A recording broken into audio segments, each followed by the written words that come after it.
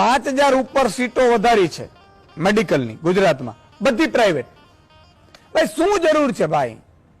કોઈ ગરીબનો વિદ્યાર્થી, કોઈ ગરીબનો દીકરો, ખેડૂતનો દીકરો ડોક્ટર બની જાય, તમારા મારા બાપુજીનો જાય છે શું? મને કહો. અને આપણે શેના માટે પેટ્રોલ ઉપર 60 રૂપિયા ટેક્સ લઈએ છીએ? એના દીકરાને ભણાવવા માટે તો લઈએ છીએ. નહીં, કરોડપતિ હોય એ કરોડ રૂપિયા આપી શકે તો જ ડોક્ટર બની શકે, બાકી નહીં. આ સિસ્ટમ કરી દીધી ગુજરાતમાં. અને તમને બધાને પ્રેમ દેખાય, બરોબર છે, બરોબર છે, કરો બરોબર. પાછલા બાને તમારા મારા દીકરાઓને હક છીનવાઈ રહ્યું છે. પેપર લીક થયું, પેપર લીકમાં કાંડ થયા, 1 નહીં, 2 નહીં, 5 નહીં, 10 નહીં, 15 પેપર લીક કાંડ થયા. આપણે જાગ્યા નથી. હવે નીટની પરીક્ષાઓના પેપર લીક થવા માંડ્યા, આપણે જાગતા નથી. ચોરીઓ થવા માંડી, કૌભાંડો થયા. ભલે પેપર લીક ન થયું, કૌભાંડો થયા. હજી જાગ્યા નથી આપણે.